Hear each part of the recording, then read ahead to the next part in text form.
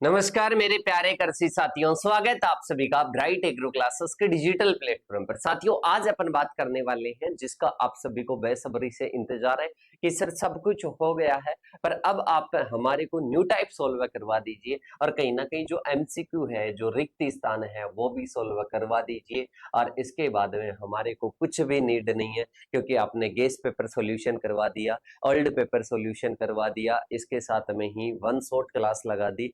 3 class के बाद में बेटा अपनी ये जो 4th क्लास रहने वाली है, ये न्यू टाइप सॉल्यूशन की रहने वाली है। और जैसा कि मैंने आप सभी से वादा किया था कि इन सभी की पीडीएफ आपको अवेलेबल होगी। और वो पीडीएफ कहां पर अवेलेबल होगी बेटा? वो पीडीएफ अपने एप्लीकेशन पर अवेलेबल होगी। यहाँ पर मैं आंसर बताने वाला हूं और इसके साथ में ही क्वेश्चंस की पीडीएफ आपको कहां पर मिलेगी, मतलब यहाँ पर क्वेश्चंस की पीडीएफ भी रहेगी, पर वो पीडीएफ आपको कहां पर मिलेगी, क्योंकि बाद में भी स्टूडेंट्स देखते हैं, तो ये आपको एप्लीकेशन पर अवेलेबल हो जाएगी। और हो सका तो अपन उन आंसरों को एक सीक्वेंस में रख के वहां पर हैंड रिटन उसका सॉल्यूशन भी उसके साथ में ऐड करवा देंगे। और इसके साथ में ही बेटा न्यू टाइप एक ऐसी चीज है कि उसमें थोड़ा सा ध्यान देकर अगर आंसर दे लिया तो ठीक है, वरना इसके बाद में भी क्या हो जाती है, गलत हो जाती है। कई जगह पर सॉल्यूशन भी गलत करवा दिया जाता है, तो बेटा उन चीजों को आपको भी थोड़ा सा ध्यान में देना है। और इसके साथ में कई बार एक न्यू टाइप के एक क्वेश्चन के 2 आंसर भी हो जाते हैं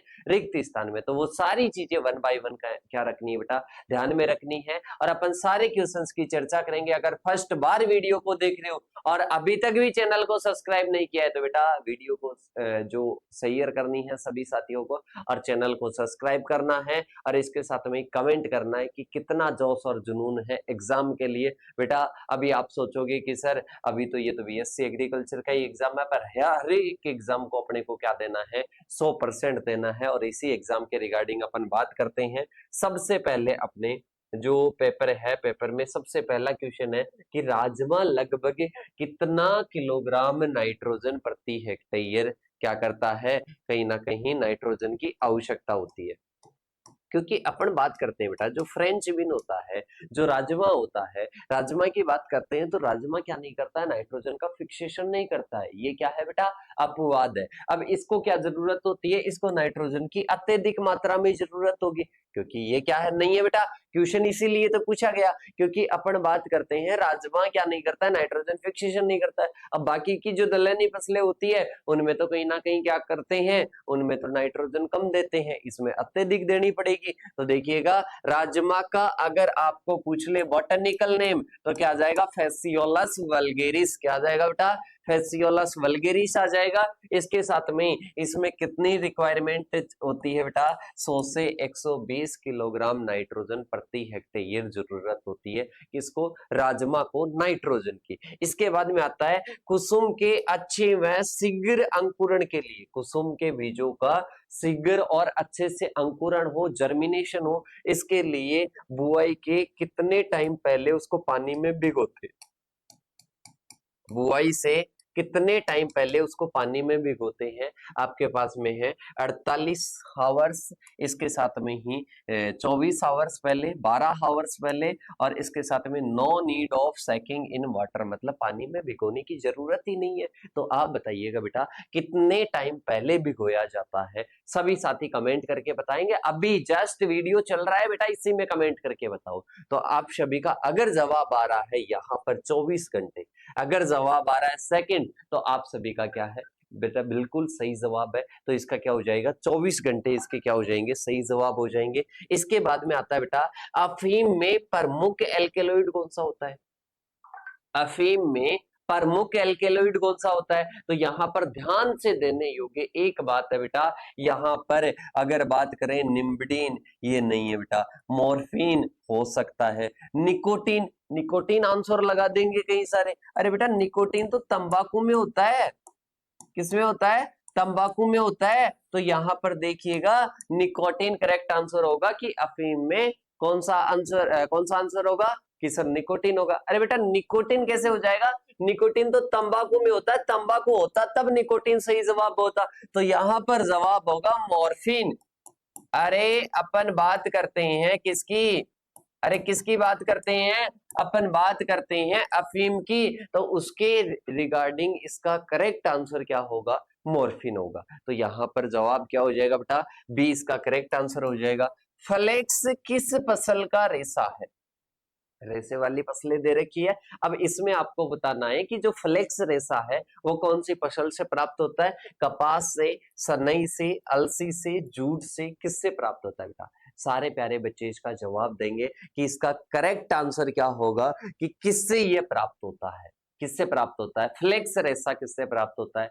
कि सर अपन बात करते हैं तो जो अलसी होती है ना, उस अलसी से या लिंसीड से क्या होता है बेटा, उससे कहीं ना कहीं अपने को फ्लेक्स प्राप्त होता है। फ्लेक्स क्या है, रेशा है। इसके बाद में आता है आलू में कौन सी फसल, पाला, पाला बोले तो ठंड। अब आपको पता है कि जो आलू की किस्म है ज्यादातर किससे शुरू होती है, कि सर कुफरी से शुरू होती है, कुफरी से शुरू होती है। और यहाँ पर कुफरी चंद्रमुखी आ गया, कुफरी सीतमान आ गया, कुफरी अलंकार आ गया, कुफरी चमत्कार आ गया। तो सब चमत्कार को छोड़ दीजिए और यहाँ पर करेक्ट आंसर लगा दीजिए कुफरी सीतमान। कुफरी सीतमान क्या हो जाएगा बेटा, इसका करेक्ट आंसर हो जाएगा। कुफरी सीतमान क्या हो जाएगा, करेक्ट आंसर हो जाएगा। ये क्या है, पाला के प्रति प्रतिरोधी है। इसके बाद में आती है किस फसल को चारे वाली फसलों की रानी कहा जाता है। बेटा क्या कहा जाता है, चारे वाली फसलों की रानी कहा जाता है। बताइएगा क्या करेक्ट आंसर होगा, रिंजगा सही जवाब होगा, बरसीम होगा, जई होगा या सोरगम होगा। क्या करेक्ट आंसर होगा, सारे प्यारे बच्चे जवाब देंगे। बेटा अगर रानी आपसे पूछी जाती है तो रिंजका होगा, अगर राजा आपसे पूछा जाता है तो बरसीम होगा। अगर रानी पूछी जाती है तो रिंजका होगा, अगर राजा पूछा जाता है तो बरसीम होगा। रानी पूछी जाती है तो क्या होगा, रिंजका, अगर राजा पूछा जाता है तो बरसीम जवाब होगा।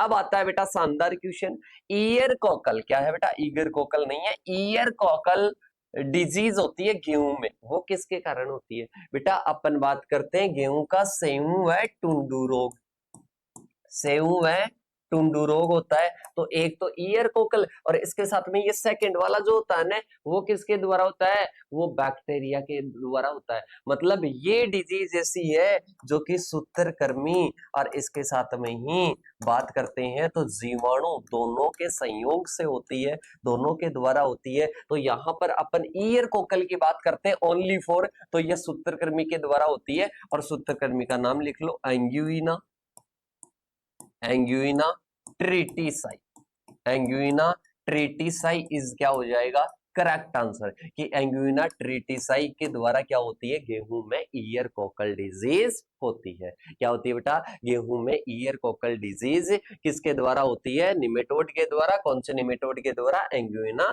ट्रिटिसाई। इसके बाद में आता है कुसुम में कौन सा अम्ल इसके लिए तेल की मतलब ऑयल के प्रति अपन बात करते हैं एंटी कोलेस्ट्रॉल गुण रखता है। क्या रखता है, एंटी कोलेस्ट्रॉल गुण रखता है।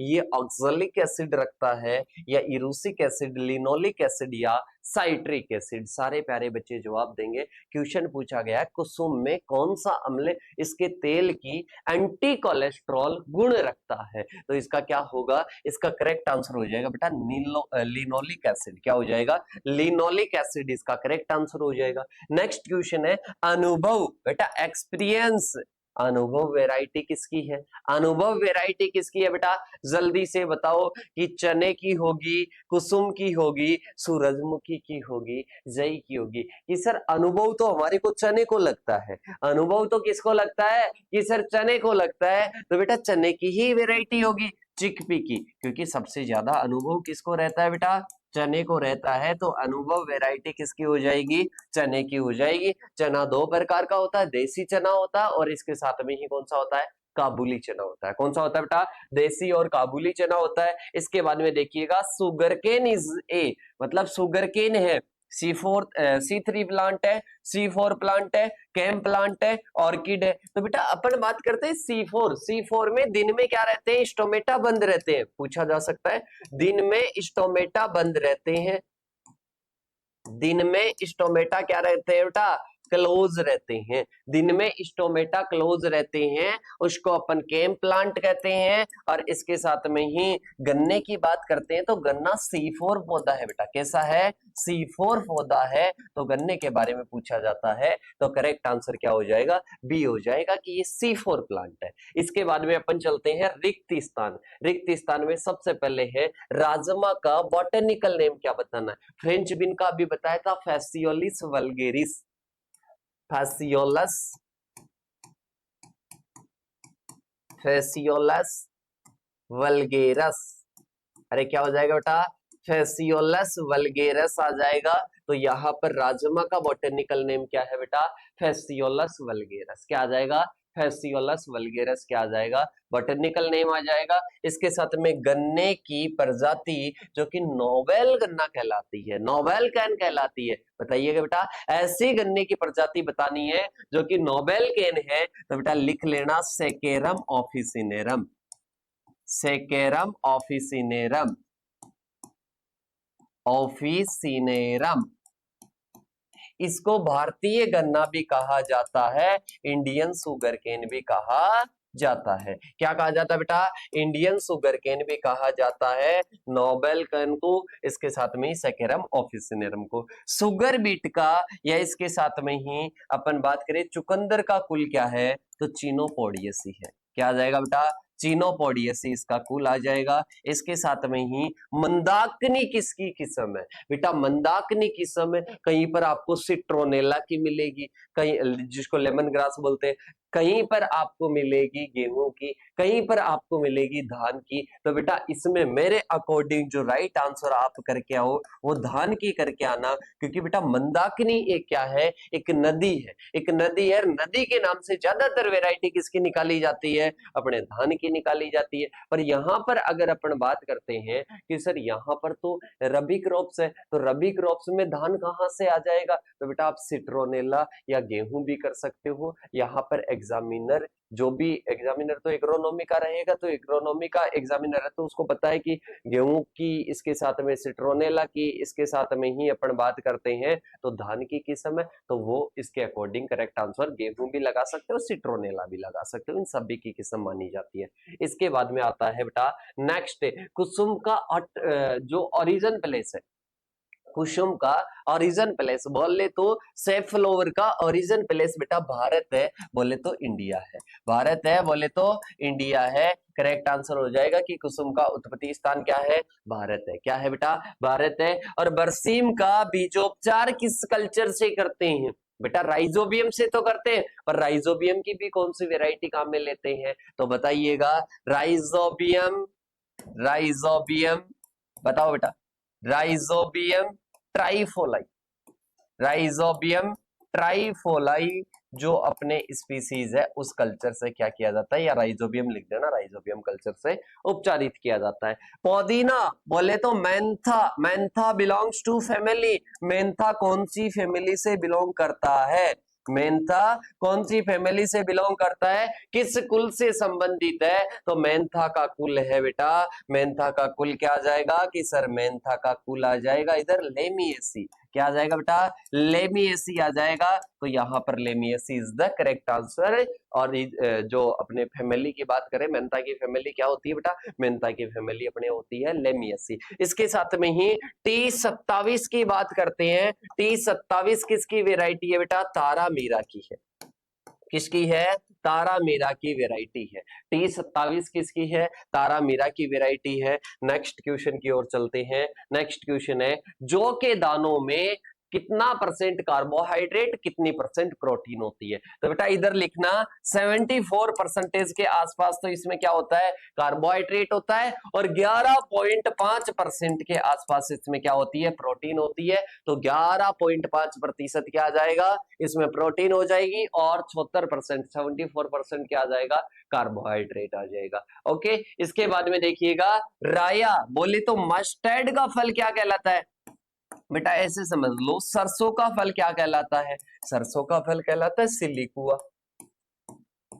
क्या आ जाएगा बेटा, सिलिकुआ आ जाएगा, क्योंकि सरसों के फल को क्या कहते हैं, सिलिकुआ कहते हैं। सरसों के फल को क्या कहते हैं बेटा, सिलिकुआ कहते हैं। अब इसके बाद में अपन चलते हैं बेटा आगे की ओर। आगे अपने आती है नेक्स्ट न्यू टाइप, जिसमें है गणगौर किस फसल की एक महत्वपूर्ण किस्म है। अभी अनुभव किसकी थी बेटा, बताओ जल्दी से, जो अनुभव किस्म थी वो अनुभव किस्म किसकी थी, अभी बताओ, देखिए जल्दी से सारे प्यारे बच्चे बताएंगे। जो अनुभव किस्म अभी अपन ने देखी थी वो किसकी थी, उसी की क्या आ जाएगी, उसी की गणगौर वैरायटी आ जाएगी। उसी की क्या आ जाएगी बेटा, गणगौर आ जाएगी। तो गेहूं नहीं था उस टाइम, सरसों भी नहीं थी, जो भी नहीं था, चना था, तो चना की किस्म क्या आ जाएगी बेटा, गणगौर आ जाएगी। अरे क्या आ जाएगी बेटा, गणगौर वैरायटी किसकी आ जाएगी, अपने चने की आ जाएगी। किसकी आ जाएगी, चने की आ जाएगी। नेक्स्ट क्वेश्चन आता है, गेहूं में ईयर कोकल किससे होता है, गेहूं में ईयर कोकल किससे होता है।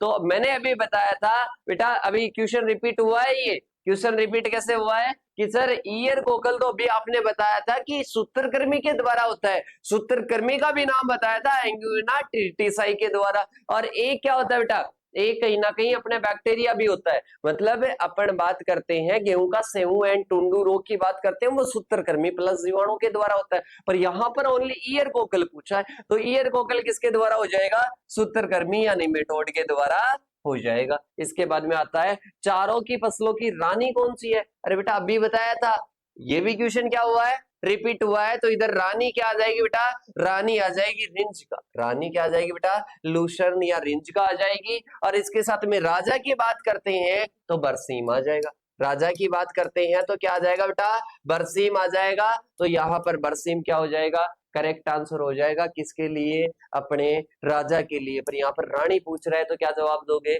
लूसर्न जवाब दोगे। तो करेक्ट आंसर क्या हो जाएगा, लूसर्न हो जाएगा। गन्ना किस प्रकार की फसल है, एजिटिस। वहां पर रिक्त स्थान में थे, यहाँ पर भाई साहब कहां पर दे दिए, यहाँ पर ऑब्जेक्टिव में दे दिए, तो रिपीट हो गए क्वेश्चन। अब इसमें क्या आएगा कि जो गन्ना होता है बेटा, वो गन्ना क्या होता है, C4 प्लांट होता है। उस टाइम मैंने ये भी बताया था कि कैंप प्लांट में दिन में क्या होते हैं, स्टोमेटा क्लोज रहते हैं, दिन में स्टोमेटा क्लोज रहते हैं। इसके हिसाब से आपको एक और क्वेश्चन पूछ सकता है कि स्टोमेटा को क्लोजिंग और ओपनिंग का जो नियंत्रण रखता है वो कौन सा रखता है, पोटेशियम रखता है। और पोटेशियम क्या करता है, रोग प्रतिरोधकता भी दर्शाता है। रोग प्रतिरोधकता, रोग प्रतिरोधकता भी कौन दर्शाता है बेटा, ये कहीं ना कहीं पोटेशियम दर्शाता है। इसके साथ में ही बात करते हैं, कैम प्लांट का एग्जांपल बता दूं क्या बेटा, जो सकुलेंट जो रसीले पादप होते हैं ना, वो कहीं ना कहीं क्या होते हैं, कैम प्लांट होते हैं। ये शुष्क क्षेत्रों में पाए जाते हैं, जैसे कि एलोवेरा। क्या आ जाएगा बेटा, एलोवेरा आ जाएगा। इसके साथ में ही अब अपन चलते हैं आगे की ओर। आगे आ जाएगा नेक्स्ट क्वेश्चन है, सूरजमुखी में एंटी कोलेस्ट्रॉल गुण किस अमल से होता है। सूरज को जो सूरजमुखी है उसमें कहीं ना कहीं एंटी कोलेस्ट्रॉल, बेटा ये भी क्वेश्चन रिपीट हो चुका है, एंटी कोलेस्ट्रॉल बोले तो लिनोलिक एसिड। क्या हो जाएगा, लिनोलिक एसिड। अब न्यू क्वेश्चन आ गया, औरा बेंकी जो है, औरा बेंकी जो है वो किसका परजीवी खरपतवार है, किसका पैरासाइट वीड है। तो सारे प्यारे बच्चे जवाब देंगे कि जो अपने औरा बेंकी है वो किसका पैरासाइट है। बेटा आप मेरे को बताओ, सरसों का औरा बेंकी आपने सुना है क्या, सरसों का औरा बेंकी आपने सुना है क्या बेटा, सरसों का औरा बेंकी खरपतवार आपने सुना है क्या, कि सर बिल्कुल सुना है। तो करेक्ट आंसर क्या हो जाएगा, सरसों हो जाएगा। चने में शीर्ष को तोड़ते हैं, चने में शीर्ष को तोड़ते हैं ताकि साइड में क्या हो, फुटान हो सके, पार्श्व में फुटान हो सके। तो चने की शीर्ष पत्तियों को तोड़ा जाता है और इसको कहलाता है, ये निपिंग कहलाता है। क्या कहलाता है बेटा, चने में निपिंग कहलाता है। क्या कहलाएगा बेटा, चने में निपिंग कहलाएगा। कि जो चना होता है, इस चने में शीर्ष वाले भाग को क्या किया जाता है, तोड़ा जाता है। शीर्ष वाले भाग को तोड़ा जाता है ताकि पार्श्व में फुटान हो सके। दैट इज ये क्या हो जाएगा, चने में क्या हो जाएगी बेटा, ये निपिंग कहलाएगी। इसके बाद में आता है नेक्स्ट, एल्बुगो कैंडिडा। क्या है बेटा, एल्बुगो कैंडिडा किस फसल का। अरे बेटा आपने सरसों में सफेद रोली रोग का नाम सुना है क्या, या अपन बात करते हैं सरसों में जो सफेद रोली है अपन बात करते हैं, उसमें क्या बनते हैं, नीचे की ओर पिस्टिल बनते हैं जिनमें सफेद सफेद पाउडर बना होता है। वो फूटते ही पूरे प्लांट पर हो जाते हैं, प्लांट सफेद सफेद हो जाता है। दैट इज वो क्या होता है बेटा, वो कहीं ना कहीं सरसों का सफेद रोली रोग होता है। और बात करते हैं तो सरसों में होता है, किसमें होता है, ये ऑब्लिगेट पैरासाइट है। वो क्या है बेटा, ऑब्लिगेट पैरासाइट है। मतलब ये कहता है कि मैं जीऊंगा तो ओनली किसके साथ में जीऊंगा, ओनली सरसों के साथ में जीऊंगा, दूसरा विकल्प नहीं है। सरसों के बिना क्या हो जाऊंगा बेटा, मर जाऊंगा। इसी को तो क्या कहते हैं, ऑब्लिगेट कहते हैं। फैकल्टेटिव तो ऐसे होता है ये मर जाएगा तो किसी और के साथ में जी लूंगा, पर ऑब्लिगेट क्या कहता है कि जीऊंगा तो इसके साथ में जीऊंगा। दैट इज एल्ब्यूको कैंडिडा और मस्टर्ड के साथ में होता है। नेक्स्ट आता है बेटा, प्रॉपिंग किस फसल में की जाती है। अरे प्रॉपिंग की बात होती है सहारा देना। क्या होता है बेटा, सहारा देना। अगर यहां पर गन्ना होता तो मैं सीधा सा जवाब दे देता गन्ना। अगर यहां पर जवाब होता, ऑप्शन में होता केला, तो यहां पर सीधा जवाब दे देता मैं केला। पर यहां पर तो दोनों ही ऑप्शन में नहीं है कि सर कैसे नहीं है, यहाँ पर है न, यहाँ पर दे रखा है ना, यहाँ पर गन्ना। अरे बेटा आप मेरे को एक चीज बताओ, आप जई की फसल ज्यादा बड़ी तोड़ना होती है जो सहारा दोगे, और इसके साथ में गेहूं की फसल को कौन सा सहारा दोगे, छोटे बोने पौधे होते हैं, और चारा वाली फसलों में भी नहीं देंगे, वो तो पशु खा लेंगे। तो यहाँ पर आ जाएगा बेटा सुगर केन। क्या हो जाएगा, सुगर केन। इनकी पत्तियों को आपस में बांध दिया जाता है, पत्तियों को आपस में बांध दिया जाता है ताकि ये गिरे नहीं, ताकि ये गिरे नहीं। तो ये क्या हो जाएगा बेटा, गन्ना हो जाएगा। इसके बाद में चलते हैं, प्रॉपिंग सहारा देने की क्रिया गन्ने में की जाती है। कौन सी फसल, अमरबेल। अरे बेटा कई बार आपने घर वालों से सुना होगा, अगर रिंज का बोते हैं तो, कि अपने इस खेत में जो अपने चारे वाली फसल अपन ने वो रखी थी रिंजके की, रिंजके में अमरबेल होगी। भाई साहब अब तो इसको काटना पड़ेगा, अब तो दोबारा से फसल लेनी पड़ेगी। दैट इज वो कौन सी खरपतवार होती है, अरे भाई साहब वो आक्रमण होता है अमरबेल का। अरे किसका होता है बेटा, अमरबेल का आक्रमण होता है। किसका होता है, अमरबेल का आक्रमण होता है। दैट इज रिंज का। मतलब रिंज के पर कौन सी खरपतवार आक्रमण करती है, अमरबेल करती है, तो जवाब हो जाएगा। इसके बाद में आता है, रिक्त स्थान की आपको क्या करनी है, पूर्ति करनी है। इमेजी थापायर, इमेजी थापायर किस प्रकार का, समय के आधार पर है। अरे किस प्रकार का है, ये तो अपने को पता है कि खरपतवार नाशी है, पर किस प्रकार का है, on the basis of time, pre emergence, post emergence, कौन सा है। तो बेटा इसका जवाब होगा पोस्ट इमरजेंस। पोस्ट का मतलब क्या होता है, बाद में। इमरजेंस का मतलब क्या होता है, अरे इमरजेंस का मतलब होता है अंकुरण के बाद में। तो अपन बात करते हैं इमेजी थापायर किस प्रकार का है, पोस्ट इमरजेंस हर्बिसाइड है। इसके बाद में आता है नेक्स्ट, बरसीम का।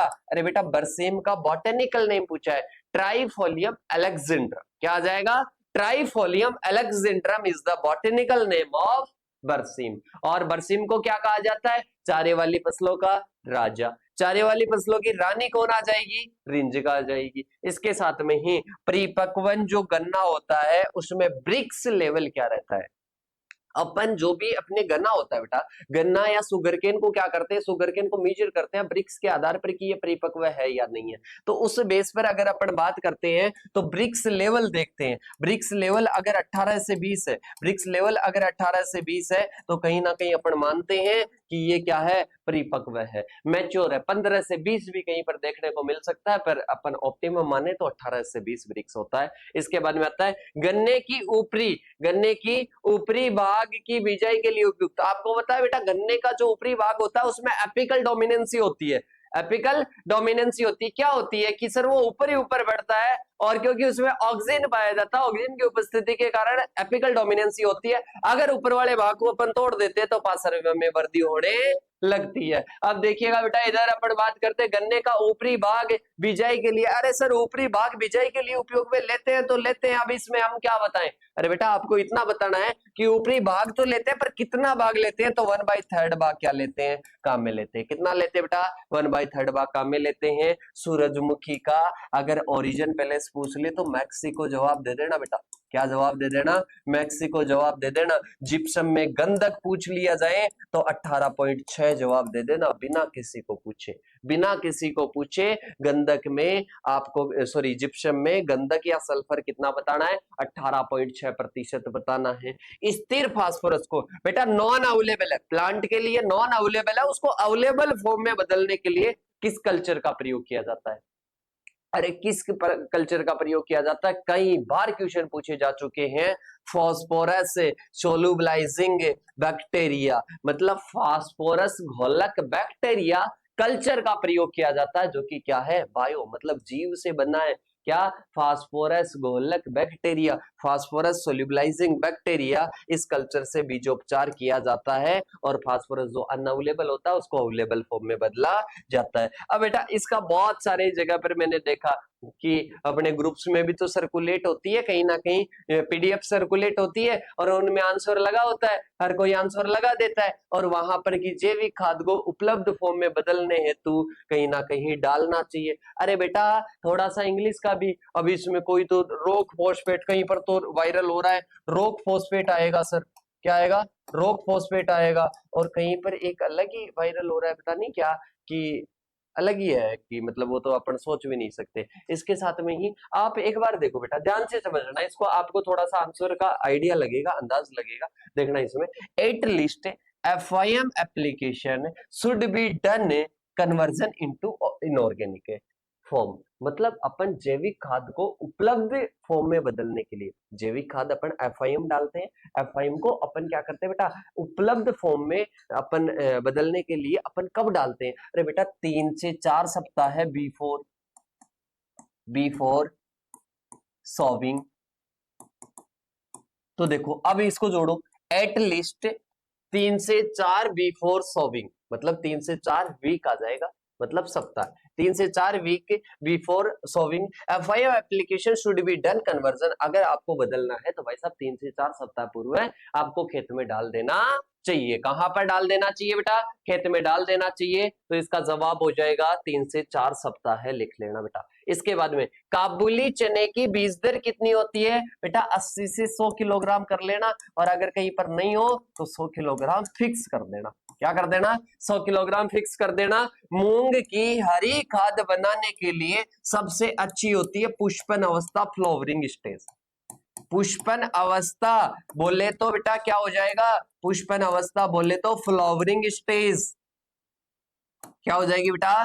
फ्लावरिंग स्टेज हो जाएगी, पुष्पन अवस्था हो जाएगी। अरे क्या हो जाएगी बेटा? पुष्पन अवस्था या फ्लावरिंग स्टेज हो जाएगी। तो ये अपने न्यू टाइप का, आज अपन ने 2 ही न्यू टाइप रखी है, ज्यादातर क्वेश्चन यहीं से पूछ लिए जाएंगे। एग्रोनॉमी में बहुत इजी है, आगे वाली न्यू टाइप में अपन और अच्छे से और अधिक न्यू टाइप को सोल्व करने की कोशिश करेंगे। और आई होप आप सभी को बढ़िया तरीके से, धुआंधार तरीके से सब कुछ समझ में आ गया है। ये लास्ट क्लास है और इसके साथ में ही एक सेशन आ चुका है कि आप पेपर को किस प्रकार से दे, आप एग्जाम में किस प्रकार से लिखे, तो वो वाला सेशन देखना ना भूले। और मिलते हैं नेक्स्ट सेशन के साथ में। भूल ना जाना चैनल को सब्सक्राइब किए बिना, क्योंकि आगे की एग्जाम भी आपको देखनी है, गेस पेपर 1 शॉट सारी क्लासेस देखनी है। और एक मोबाइल नंबर आप सेव कर सकते हो जो कि अपने ही है 8690596638 नंबर पर। व्हाट्सएप पर आपका नाम, कॉलेज का नाम, कौन सा ईयर में हो, सारी चीजें इन्फॉर्म कर देना, मैसेज कर देना।